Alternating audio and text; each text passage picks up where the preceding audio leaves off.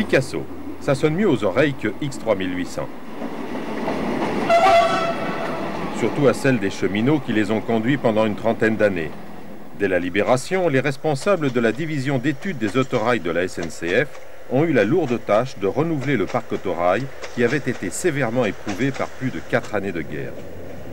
Ils confièrent les études à 2 constructeurs expérimentés, Decauville et Renault, qui obtint finalement le marché de cet autorail dit unifié de 300 chevaux. Pour la motorisation, Renault adopta les principes qui avaient déjà fait leurs preuves sur les fameux ABJ. Le moteur diesel à 12 cylindres en V, type 517, monté sur un berceau supportant l'embrayage, la boîte de vitesse, l'inverseur et la descente de transmission.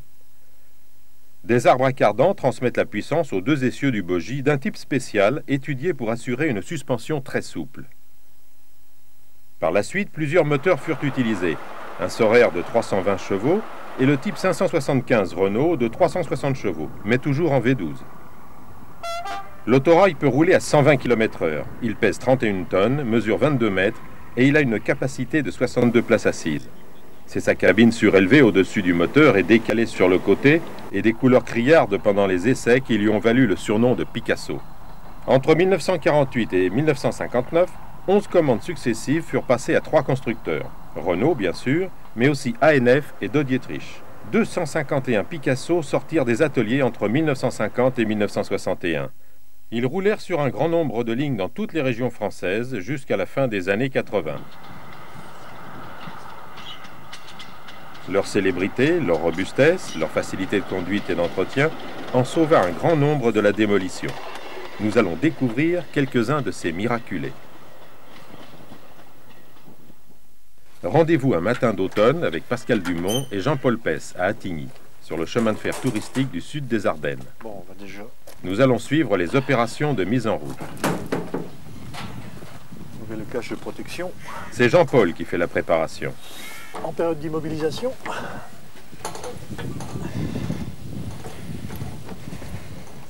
Cet autorail est équipé du moteur Saurer type BZDS à 12 cylindres en V, injection directe de 320 chevaux. Alors la chose la plus importante, le niveau d'huile moteur.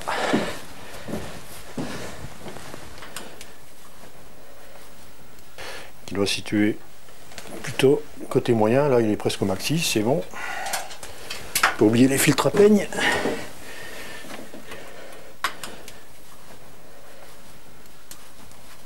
Voilà. Le niveau d'huile de la pompe d'injection. Il en manque un peu, on va en mettre. Ces contrôles sont d'autant plus importants que ce moteur sort de révision, avec entre autres un changement de joint de culasse. Donc là on va faire le contrôle du niveau de la pompe à huile, de la pompe à eau, pardon, c'est un graissage des roulements à l'intérieur.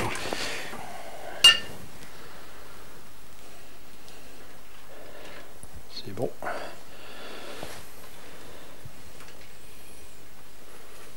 Voilà. Le compresseur. C'est grâce à ces contrôles quotidiens et bien sûr à la bonne conception de cet engin que les Picasso avaient le plus faible taux de panne de tous les autorails de la SNCF. Et comme c'est le cas aujourd'hui, après un arrêt prolongé du moteur, Jean-Paul prend une ultime précaution pour faciliter le démarrage à froid, ce qui ne sera pas inutile.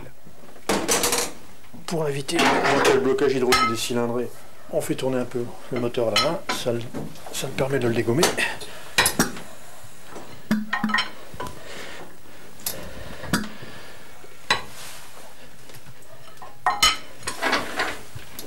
L'hiver, on le fait en décompressant la moitié de cylindre. On a des décompresseurs manuels, on le fait en décompressant la moitié du moteur pour faciliter le démarrage. Voilà. Donc maintenant, on va se diriger en cabine. L'inverseur en position. Première chose.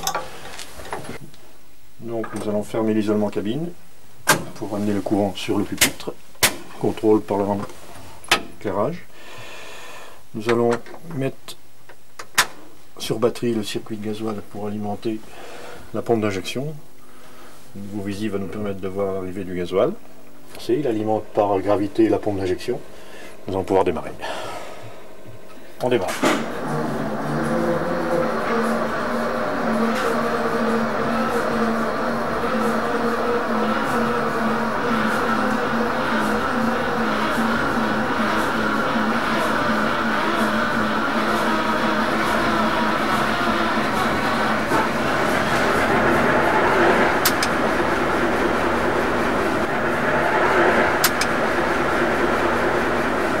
Pour les appareils de bord, pression d'huile surtout, charge ampère. On va laisser chauffer, on va aussi mettre en pression parce qu'on n'a plus d'air. On vide systématiquement les circuits d'air à l'arrêt général. Comme ils sont immobilisés, nous ne pourrons pas avoir les vérins de frein en contact. Donc il nous faut un certain temps maintenant pour monter à 5 bars.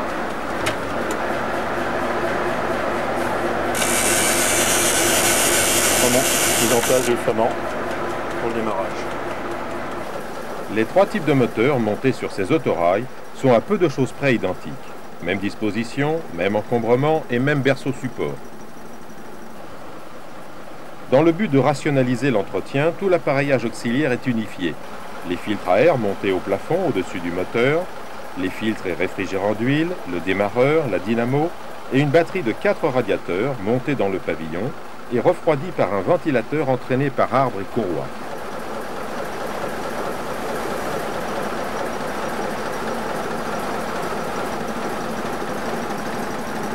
La transmission mécanique est celle des ABJ. Après l'embrayage, la boîte de vitesse et l'inverseur avec renvoi d'arbre vers le bogie.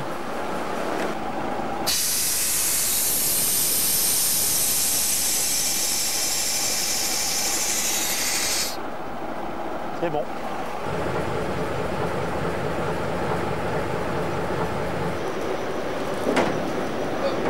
Bon ben Pascal, tout est bon, a priori.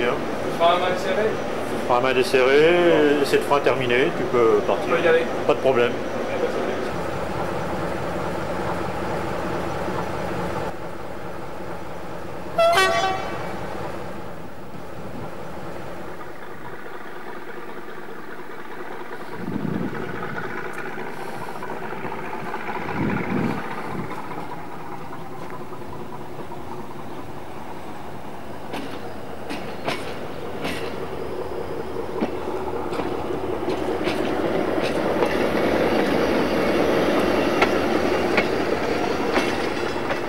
Cet autorail porte le numéro 3897. Il a été construit par ANF, les ateliers du nord de la France à Blanc-Misseron, en 1954. Affecté en premier au dépôt de Lyon-Vèze, il a roulé sur les voies du sud-est, puis dans la région de Nancy, de Vitry-le-François et Châlons-sur-Marne, avant de se retrouver dans la région nord, au dépôt de la Plaine en 1974. Après son retour à l'est, au dépôt de Mohon, non loin d'ici, il est retiré du service en mai 1987, après avoir parcouru plus de 2 200 000 km. Dès l'annonce de sa réforme, il a été acquis par l'association avec l'aide des collectivités locales. Aujourd'hui, nous profitons de ce voyage d'essai pour découvrir un bout de la ligne. Pas de voyageurs en gare, nous sommes en comité restreint. Jean-Paul, le mécanicien, Pascal aux commandes et Georges à la manœuvre. Je ferme le PN, puis je te donne le départ.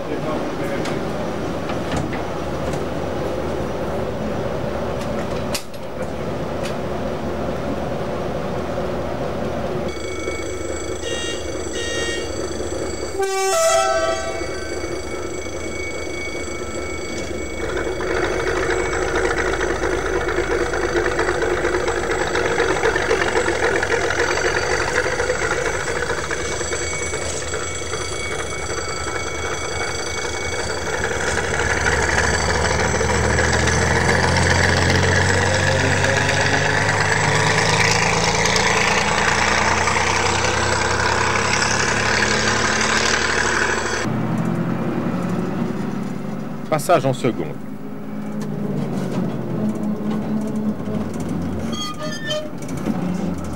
Impeccable. À la sortie de la gare d'Attigny, on aperçoit sur la gauche les voies d'un ancien quai militaire, un témoin de l'histoire mouvementée de cette ligne. Changement de vitesse.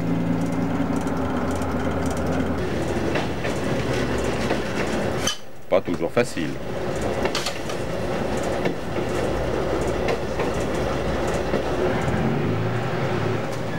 Le double débrayage s'avère indispensable si on loupe le bon régime. C'est bon.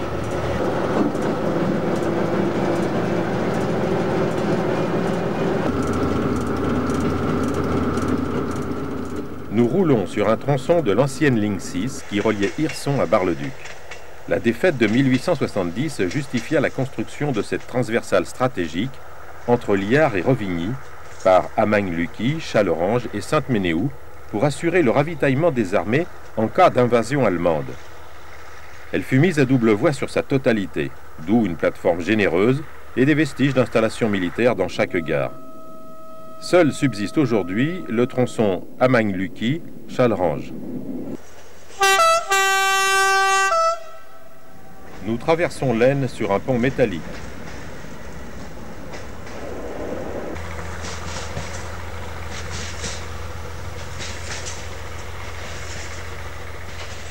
Puis le canal des Ardennes, avant de longer le canal de Vouziers dans un cadre bucolique.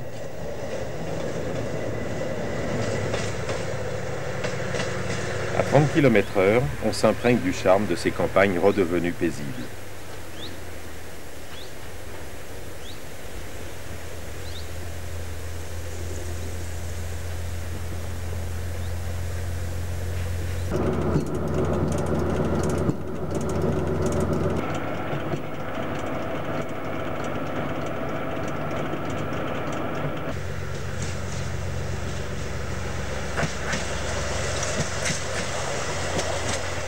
L'essai est concluant.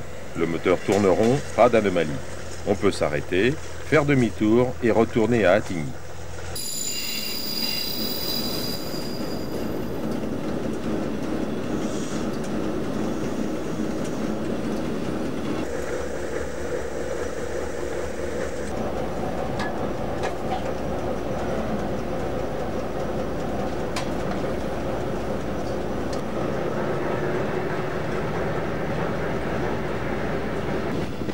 En mécanicien consciencieux, Jean-Paul écoute son moteur et le roulement.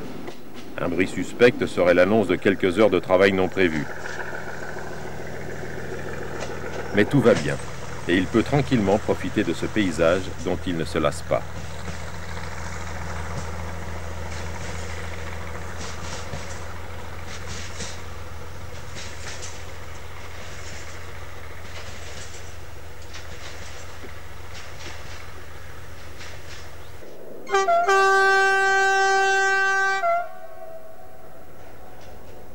La vitesse est limitée à 30 km/h pour le train touristique sur cette ligne. Elle est maintenue pour la desserte de plusieurs embranchements qui apportent un trafic de céréales et d'engrais en train complet, tiré par des couplages de 63 500 du dépôt de Mohon.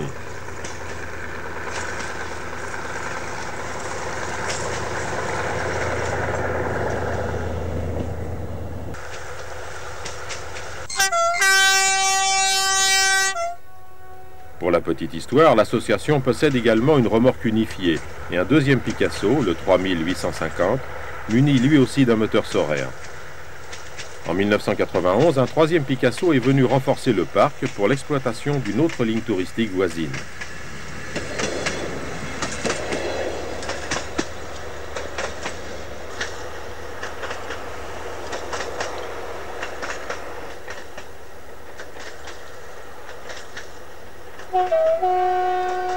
C'est une fin de carrière tranquille pour ce quadragénaire retraité. Bichonné, la vie à la campagne, des parcours faciles et pas d'excès de vitesse. Mais il ne faudrait pas croire que tous ses frères mènent une vie aussi paisible.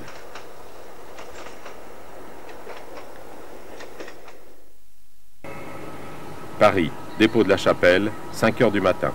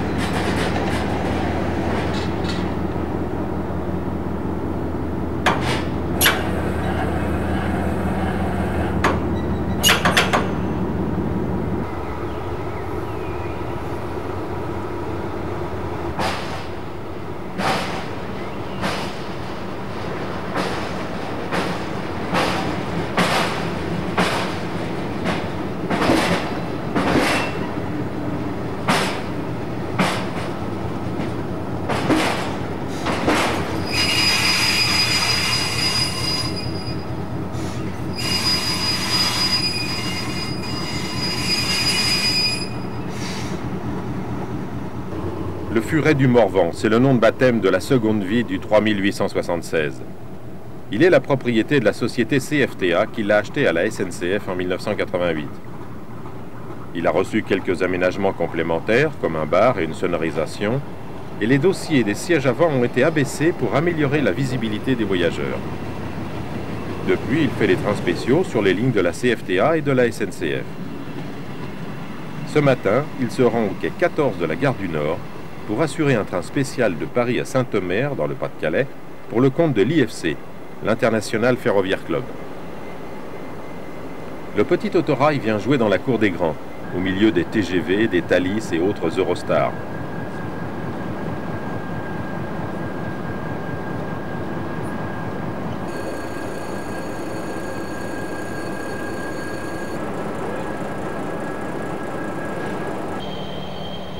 « 6h49, départ. Dans cette très grande gare pleine de très grands trains, le sifflement des turbos d'une très grosse 72 000 toute proche couvre allègrement le murmure timide des 300 chevaux de notre tout petit Picasso.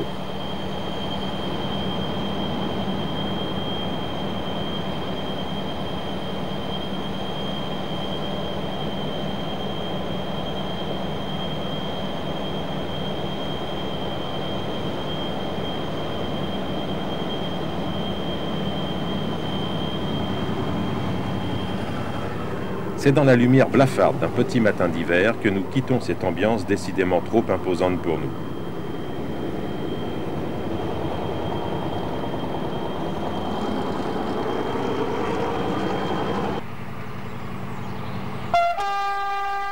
Le soleil nous accueille après Amiens et c'est à 100 km/h que nous descendons la vallée de la Somme.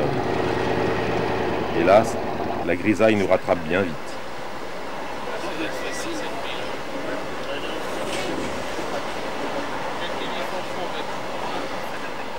Le confort du Picasso sur une voie bien dressée nous fait oublier les caprices du temps. L'aéroport du Touquet est un petit peu plus loin. Nous arrivons à Étaples, nous annonce l'accompagnateur. Ici, c'est la ville d'Étaples. De l'autre côté de la Canche, maintenant, la ville du Touquet, dont on aperçoit au loin le phare. Et nous le verrons un petit peu plus tout à l'heure. La grande souplesse de la suspension qui nous procure ce confort provoque une inclinaison de caisse importante sur les voies à fort dévers, comme ici, en gare d'Étaples.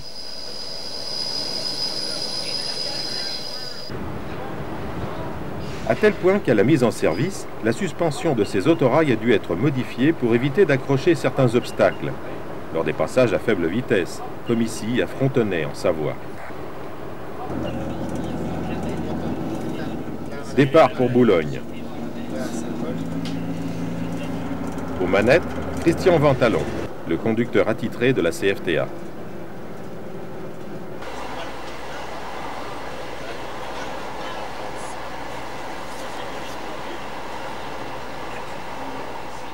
Loin des promenades bucoliques des chemins de fer touristiques, le Furet avale les kilomètres avec l'avidité des grands rapides.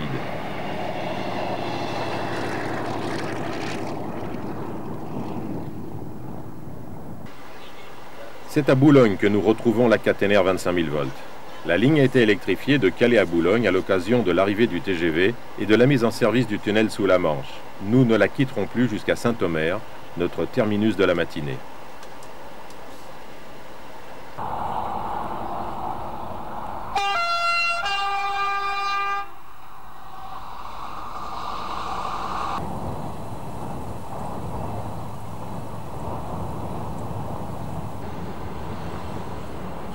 Il est 12h15. Christian et son Furet sont parfaitement à l'heure.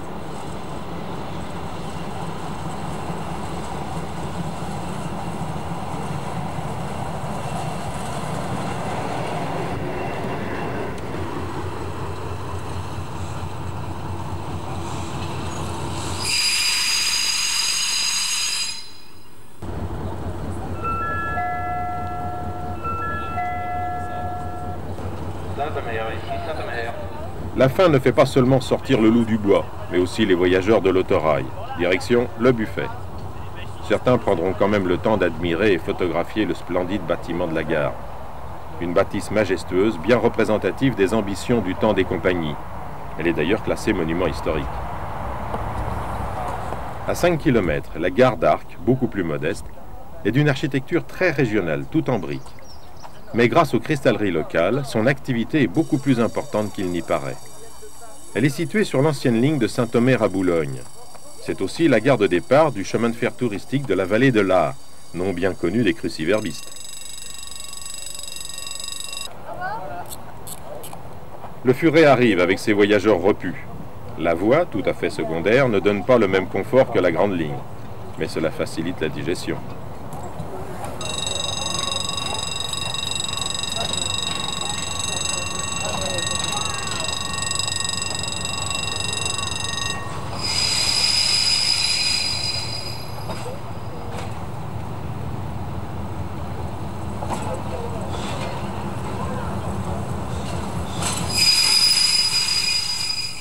C'est ici qu'il va rejoindre un de ses congénères.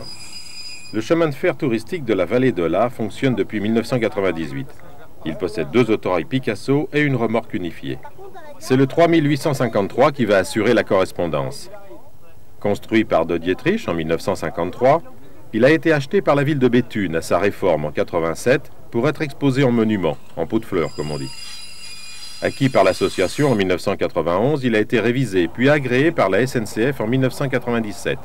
Les 2 Picasso sont rapprochés pour le plus grand plaisir des photographes qui ne manqueront pas de vociférer contre le distrait qui viendra gâcher la photo du siècle.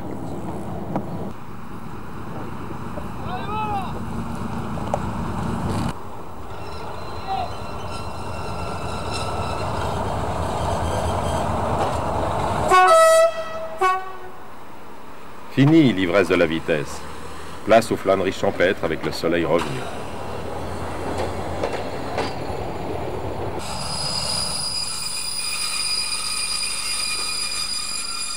Premier arrêt à Viserne, où les voyageurs peuvent découvrir la coupole, la partie apparente d'une immense base souterraine de lancement de V2 qui terrifièrent les Londoniens il y a plus de 50 ans. Plus loin, c'est la halte campagnarde de Sec, point de départ des randonneurs et pêcheurs. À Limbre, c'est le terminus. Au-delà, la ligne est neutralisée.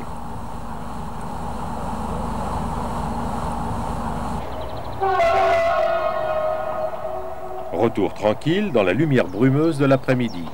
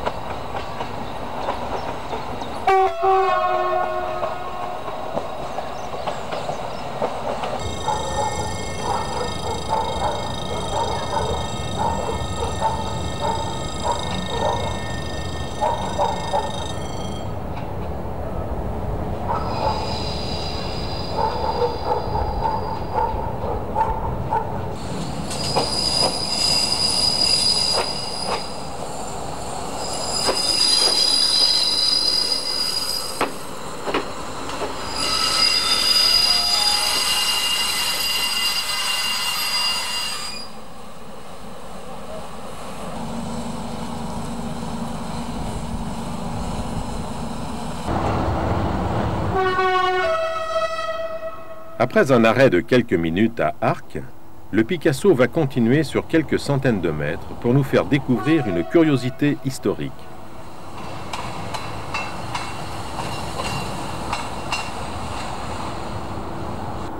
Le fameux ascenseur à bateau des Fontinettes. Une formidable machinerie, plus que centenaire, composée de 2 bassins de la taille d'une péniche du type Fraissinet, soulevés par d'énormes vérins, ce qui permettait de rattraper une différence de niveau de 13 mètres. Cette installation a été remplacée depuis plusieurs années par une écluse à grand gabarit. Retour en gare d'Arques. L'heure du départ approche.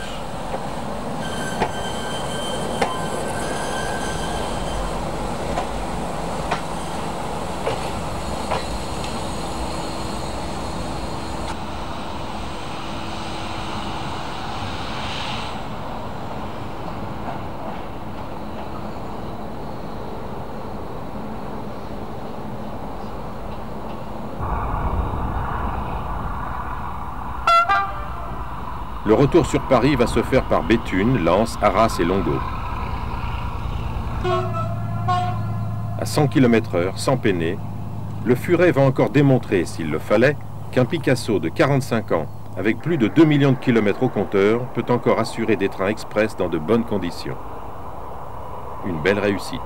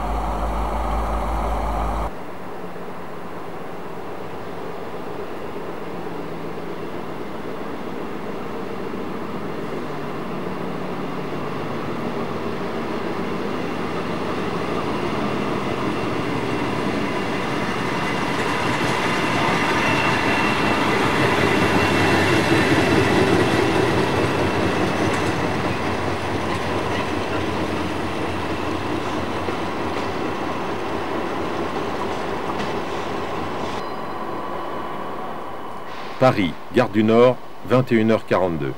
C'était une bien belle journée.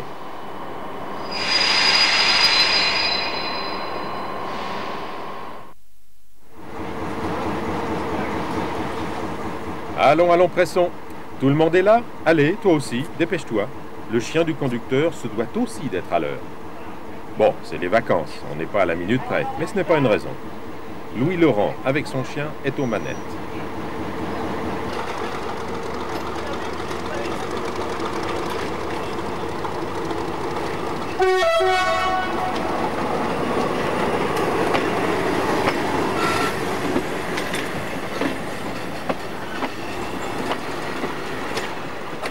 Ici, pas de barre longue, encore moins de caténaire, mais la douceur d'un dimanche d'été en Ardèche et la bonhomie méridionale.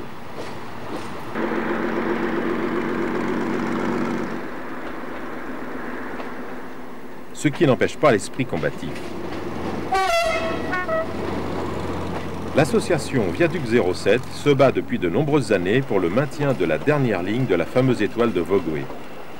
Grâce à une souscription et à plusieurs aides, l'association a pu racheter la voie de Vogüé à Saint-Jean-de-Santenier. Au-delà, vers l'Auteuil, sur la rive droite du Rhône, la ligne est neutralisée. L'association possède deux Picasso. Le 3865, qui passe devant nous, construit par Renault en 1952. Il est équipé d'un moteur Renault 517 et a été acquis en 1988. En 1993, c'est l'autorail numéro 3989 qui rejoint Vogüé. Il a été construit en 1958 par ANF avec un moteur Saurer. Il assure aujourd'hui un deuxième train et nous le retrouverons tout à l'heure à Saint-Jean.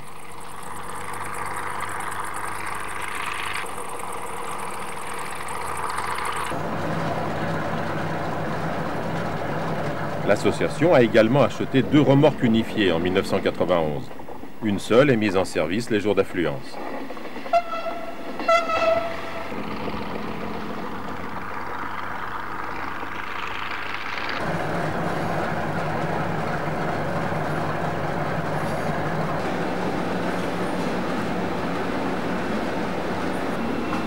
L'aménagement intérieur est d'origine, 3 places d'un côté et 2 de l'autre, selon les dispositions de la 3e classe de l'époque de la mise en service. Seule une sonorisation a été ajoutée.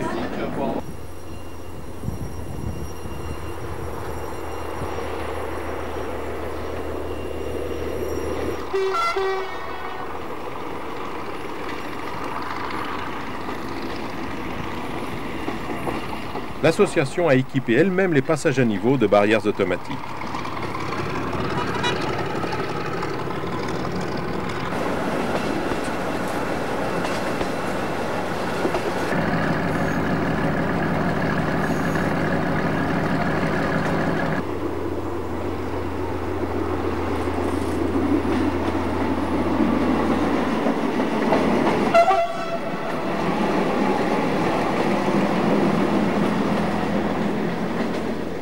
À Saint-Jean-le-Santenier, les voyageurs vont visiter un petit musée et surtout se rafraîchir à la buvette pendant que le deuxième Picasso arrive. 3 navettes sont assurées par les 2 autorails, une le matin et 2 l'après-midi. Près de 15 000 voyageurs par an découvrent ainsi le charme des voyages paisibles à 30 km/h à travers une Ardèche ensoleillée.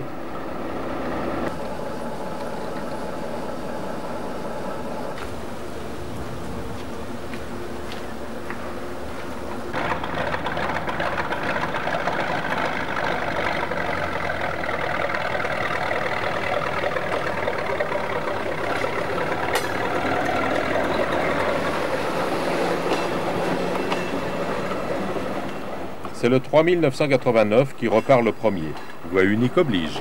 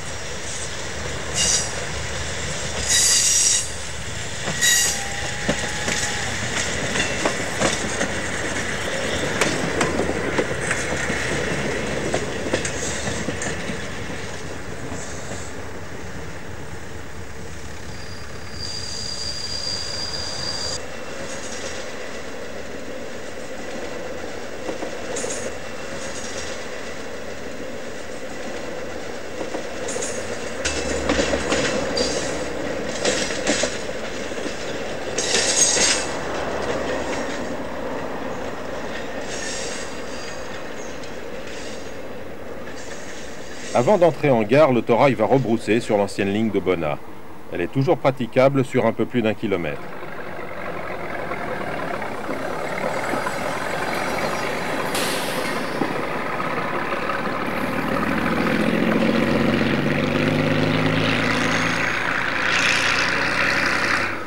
Cette escapade nous permet de passer sur le grand viaduc de Vogüé et de couvrir le village et son château dans le cadre magnifique d'une boucle de l'Ardèche.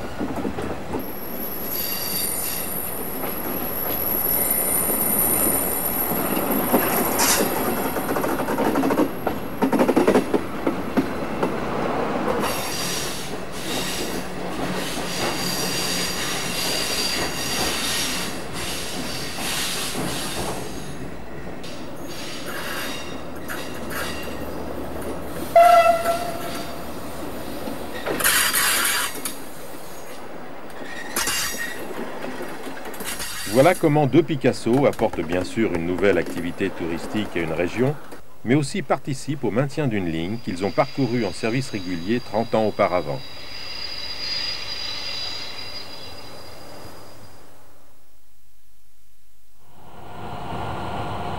dépôt de Dijon-Périgny. Un des fiefs de la traction électrique, avec un peu de diesel. Mais dans tous les cas, des machines de ligne. Les nouvelles 36 000 sont là, à côté des 7100 et des Civic. Et aussi un Picasso. Celui de l'ABFC, l'Autorail Bourgogne-Franche-Comté. Ce matin, grande lessive. C'est son premier voyage après une révision importante. Comme beaucoup de ses semblables, il est agréé par la SNCF pour circuler sur le réseau national. Cet agrément porte sur tous les organes principaux, bogies, roues, freins, etc.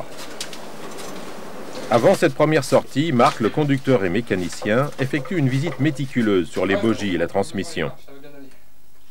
Les bogies ont été révisées par les ateliers CFD à Montmirail et les essieux contrôlés aux ateliers SNCF du Mans.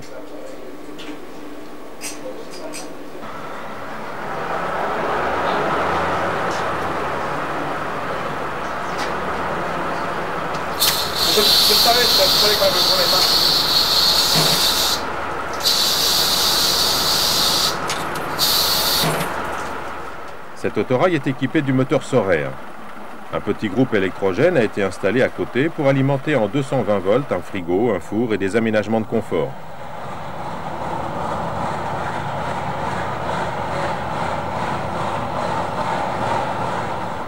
Avant de partir, on va tourner l'autorail, afin que le côté panoramique soit le plus souvent face à la voie.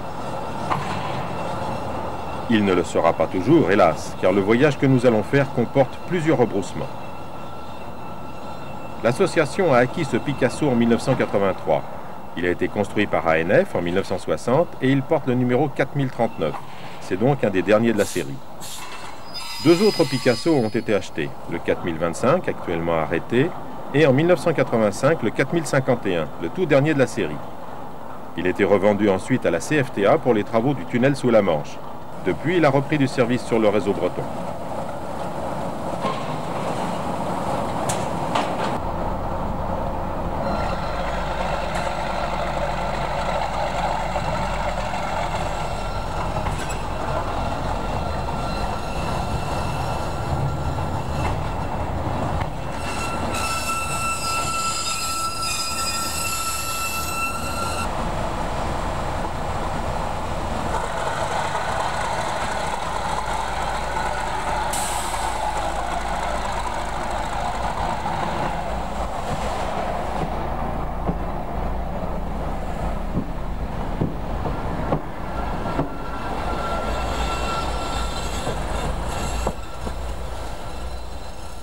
Direction Dijon, où l'autorail va prendre ses voyageurs, et ensuite plein gaz vers le Jura.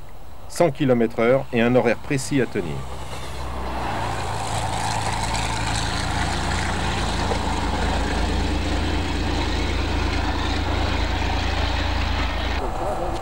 Premier et long arrêt à Mouchard.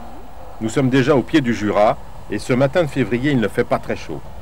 À bord, la cafetière du bar tourne à plein régime. Activité intense dans cette gare de correspondance. Le train 57-280 en provenance de Moret arrive sur voie 2. Il est composé de deux 2800 encadrant deux remorques.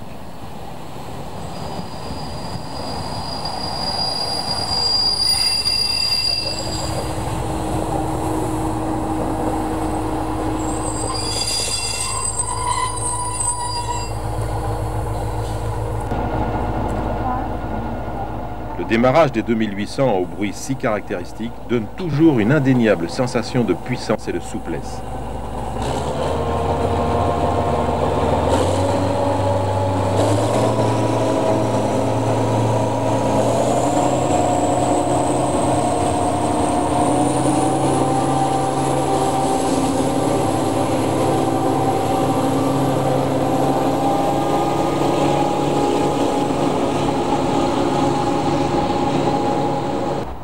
C'est maintenant une Z2 qui vient à côté de notre Picasso au quai numéro 1.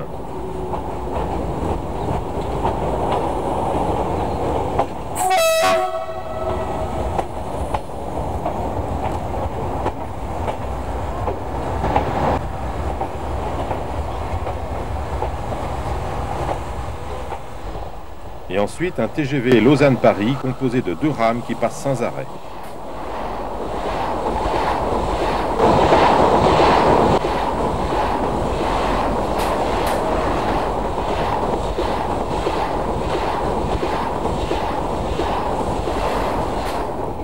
La voie est libre.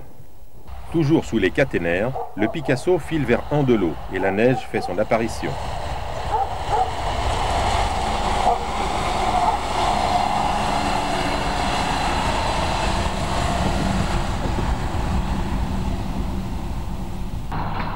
Après le rebroussement d'Andelot, l'autorail file à 80 km/h sur la voie unique en direction de Moret.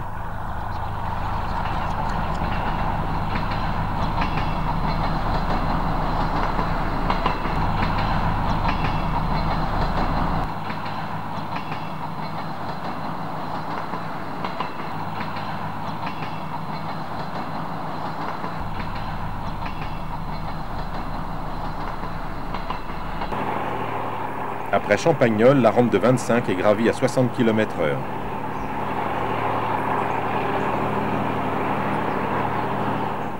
Et puis c'est la descente sur Moret dans le célèbre site des 6 viaducs.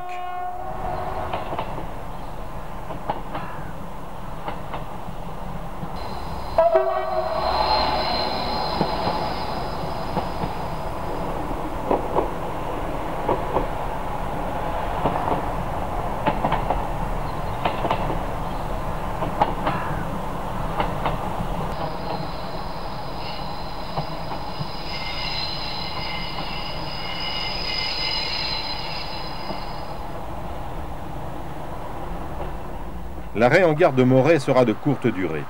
Le temps de changer de sens et on repart vers Saint-Claude en franchissant d'abord le viaduc de la gare, puis le grand viaduc de Moret.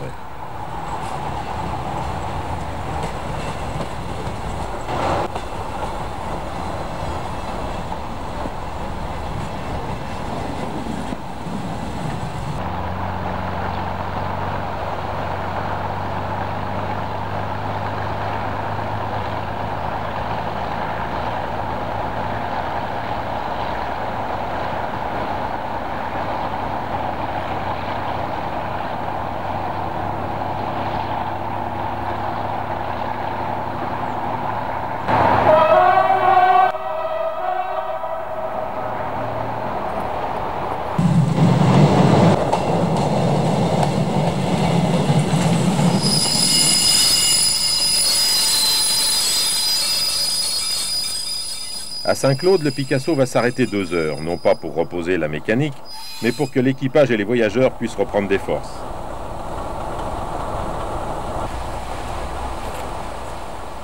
Saint-Claude est le point de départ des trains pour Dijon ou Bourg-en-Bresse. Pour la plupart, ils sont assurés par les solides 2800 que les rampes de 25 et 30 mm des lignes du Jura n'effraient pas du tout.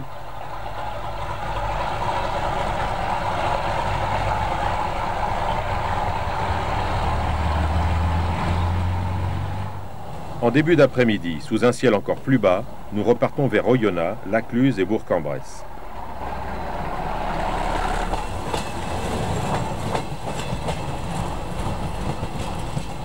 Jusqu'à Bourg, le profil est en dents de scie. Pentes et rampes de 25 se succéderont jusqu'à la plaine de la Saône.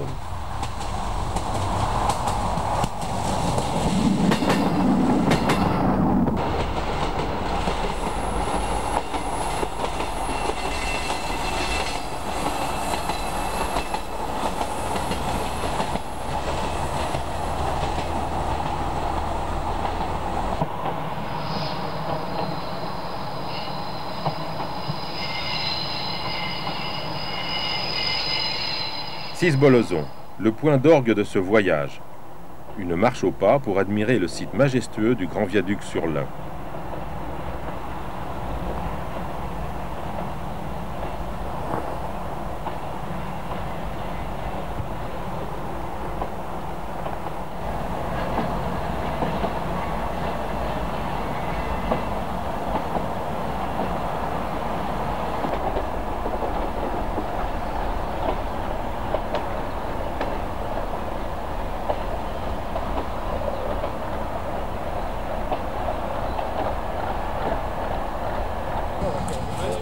Ville-Reversure, dernier arrêt avant Bourg-en-Bresse et le retour sur Dijon.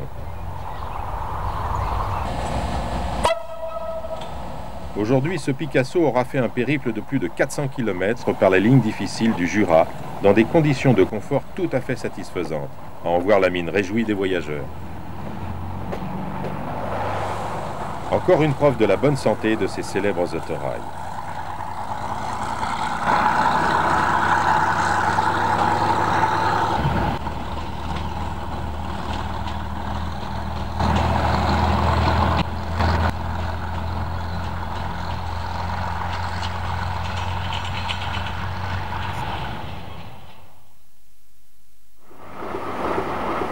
Après la froidure du Jura, un petit tour dans le Midi. Nous sommes à Narbonne avec l'équipe de l'autorail touristique du Minervois qui roule sur la ligne de Narbonne à Bise. La préparation est terminée, le moteur, un Saurer, chauffe doucement. En raison de l'affluence prévisible, la remorque a été attelée et les essais de frein sont faits. Notre Picasso est le 3846, construit par Dod Dietrich en 1952. Il a été acquis par l'association en 87. Il est bien sûr agréé SNCF.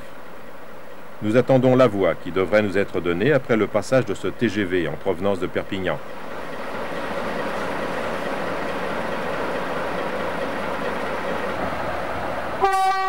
C'est bon, départ.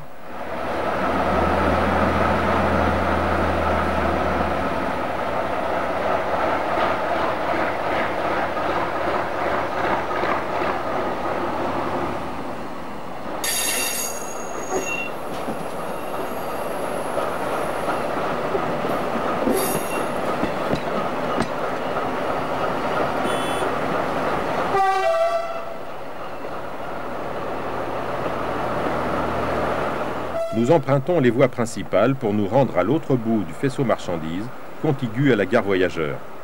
Pour cela, nous sommes accompagnés par un pilote SNCF.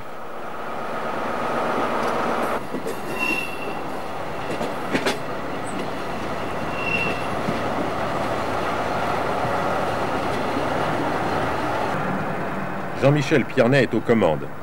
Lorsque la décoration de l'autorail a été refaite, le fourgon à bagages et l'intérieur de la cabine ont été repeints en bleu.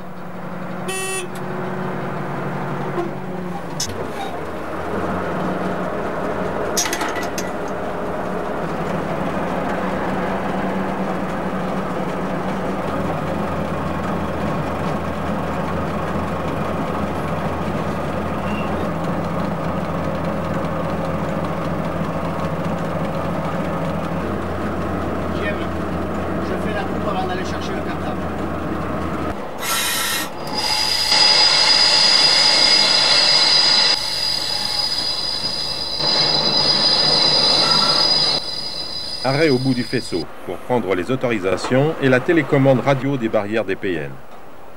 En raison du rebroussement, il faut faire l'impasse pour remettre l'autorail en tête. Direction l'embarcadère.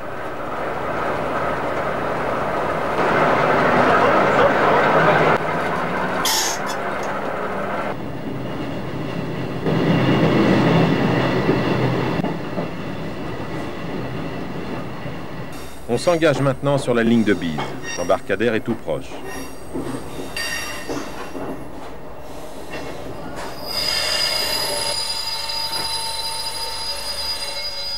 Les places avant sont prises d'assaut comme d'habitude, et il n'y a pas que les enfants pour s'y précipiter.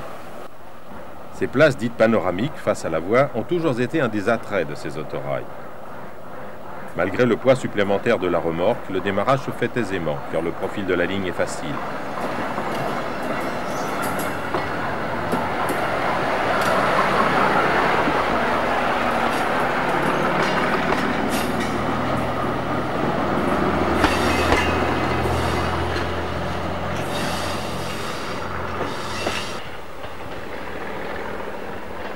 En semaine, elle est toujours exploitée pour le trafic des marchandises sous le régime des lignes à trafic restreint.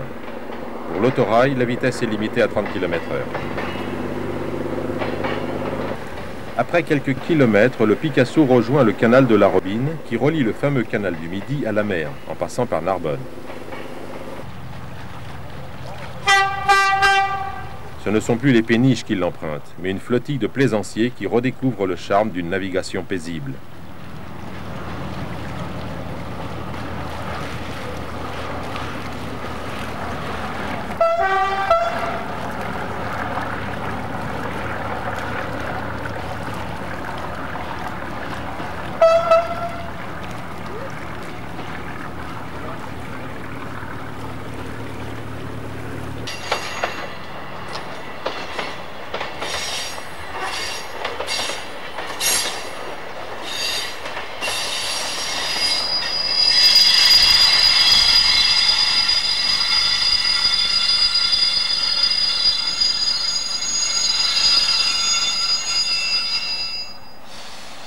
Petit arrêt photo sur le pont, à la jonction avec le canal du Midi, avant de repartir sur le rail à double champignon particulièrement bruyant.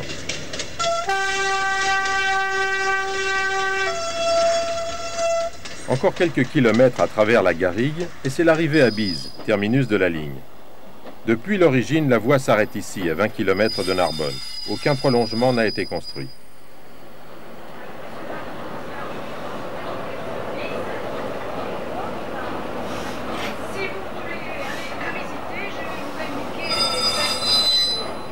Les voyageurs vont s'éparpiller dans le village pendant que l'équipe va manœuvrer pour faire la remise en tête de l'autorail.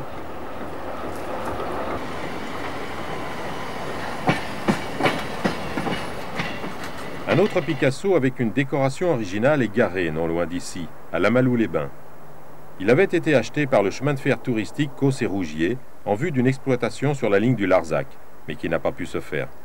Ensuite, il a circulé sur la ligne de Bédarieux à Mons-la-Trival. Mais actuellement, ce train ne roule plus et l'autorail est garé avec le reste du matériel. Le signal de manœuvre est approximativement réglementaire, mais on se comprend, c'est le principal. En plus du 3846 et de sa remorque que nous suivons aujourd'hui, l'association a acquis en 1983 le 4028, équipé lui aussi d'un moteur Sorair. Il est basé à Narbonne et a reçu la même décoration colorée. En 1994, c'est le 3900, l'ancien autorail de tournée de la SNCF, qui a été acheté. Il a conservé son aménagement spécial et il est affecté au chemin de fer de Haute-Auvergne, sur l'ancienne ligne de Bord-les-Orgues à Neussary.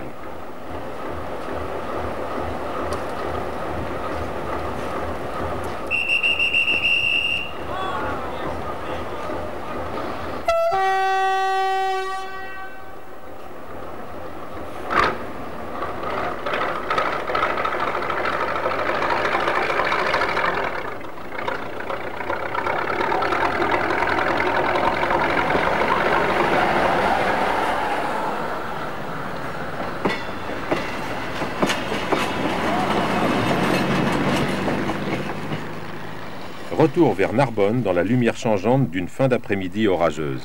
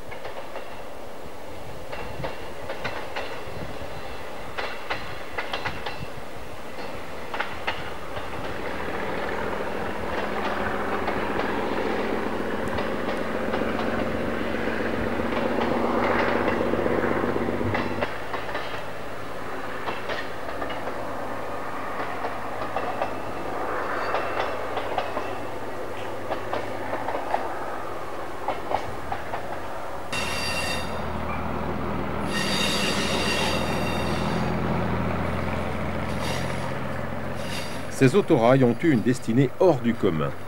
Sur les 251 Picasso construits, 48 ont été préservés, presque 20%. Probablement, aucune série de locomotives, de wagons ou même d'engins roulants ou volants n'a eu un tel pourcentage d'unités préservées. On peut en trouver partout, dans toutes les livrées, qu'ils soient propriété d'associations, de collectivités ou de sociétés de transport. Le Picasso fait partie de ces autorails simples, robustes et assez confortables pour avoir marqué toute une génération de voyageurs et de cheminots.